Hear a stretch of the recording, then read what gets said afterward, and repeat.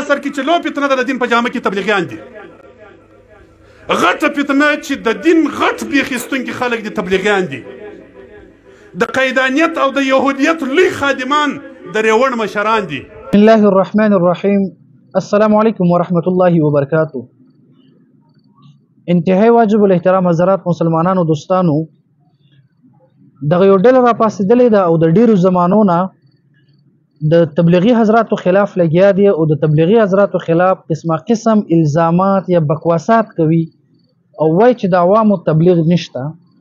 او یو ظالم یو انسان دی هغه خو دې حده پورې لګیا دی چې نن سبا د ټولو نه د دین دشمنان کم خلک چې د هغه ریوڼ مرکز او تبلیغیان دي.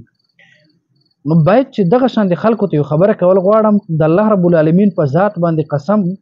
چې تاسو نه بلکې تر ستاسو 10 نسلونه هم تیر شي دومره د دین خدمت نشي کولی څومره چې تبلیغي حضراتو کړي دي. که ستاسو د دغه ډلې دا ټول مولیان هم راجمع کي څوک چې تبلیغي حضراتو پسې بدرد وایي، دغه مولیان د حاجي عبدالوهاب رحمه الله خپل خاورې ته هم نه رسي. دنیا کې چې نن سبا مسلمانان خصوصا په خیبر پختونخوا کې یا په بهر ممالکو کې د رسول الله صلی الله علیه وسلم د سنتو باندې عمل کوي او دغه دینی اسلام په عملی ژوند کې راوستي دي، دا ټول د تبلیغي حضراتو برکت دی. دا صرف دا نه دی چې کتاب مخې ته کېږدي او د طوطي په شان د رټۍ یاد کړي او بیا په منبر باندې وخېجو بیانات کوي، نه بلکې تبلیغي حضرات درته عملی یو لاره ښایي، عمل کې درته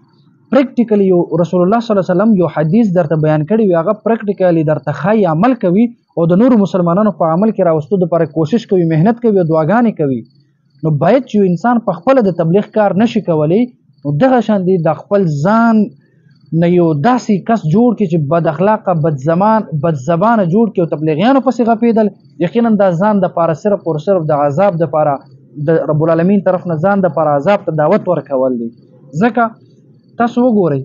ډېر داسې شرابیان، دغه شان د زناکاران، دغه شان د ډاکوان، دغه شان د سودخور خلک چې هغه دنیا د لوی علما کرامو بیانات واوري او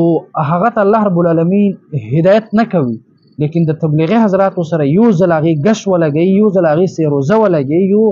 ځل چهله ولګوي، نو الله رب العالمین دغه شان د خلکو ته هدایت وکړي.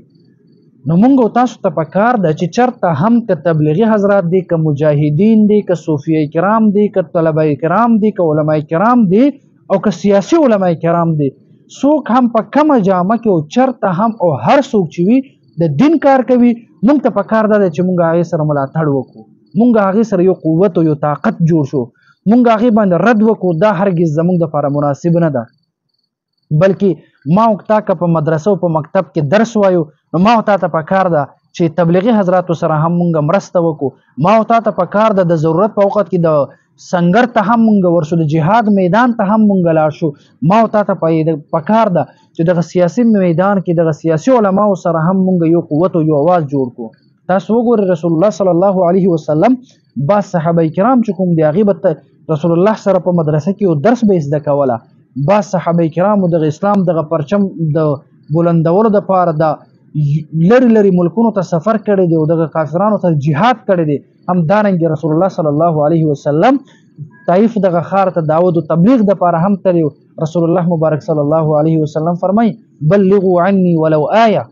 رسول الله مبارک خو دا نه فرمایي چې تاسو دا ټول علم زده کړئ، ټول قرآن زده کړئ او بیا یو ځل خلکو ته وښایي، نه، رسول الله فرمایي یو آیت رانه تاسو واخلئ او دغه خلکو ته تاسو یو آیت وښایي. دغه شان تبلیغي حضرات په دنیا کې ډېرې زیات محنت کوي، یقینا ډېرې زیات قربانیانې دي. نو مونږ ته نه ده پکار چې د تبلیغي حضراتو مونږ مخالفت وکړو. الله رب العالمین د تبلیغي حضراتو په وجه باندې ډېر خلکو ته هدایت ورکوي او یقینا دا ډېر ښه خلک دي او د دین اسلام عملی ژوند کې راوستو دپاره ډېر محنت او کوشش کوي، د امت فکر کوي. الله رب العالمین د تبلیغي حضراتو دغه محنت او کوشش په خپل دربار کې قبول او منظور کړي او کم خلک چې د تبلیغیانو خلاف لګیا دي، الله رب العالمین دغه خلکو ته هم هدایت وکړي. او که څوک د تبلیغیانو نه قلاریږي نه او بدرت پسې وایي، الله رب العالمین که هدایت په دغه خلکو په نصیب کې نه وي، الله رب العالمین دې په دغه دنیا کې تباه او برباد کړي او د عبرت نشان وګرځوي. الله رب العالمین دې موږ ټول انسانانو ته د دعوت او د تبلیغ دغه کار کولو توفیق راکړي. السلام علیکم ورحمة الله وبرکاته.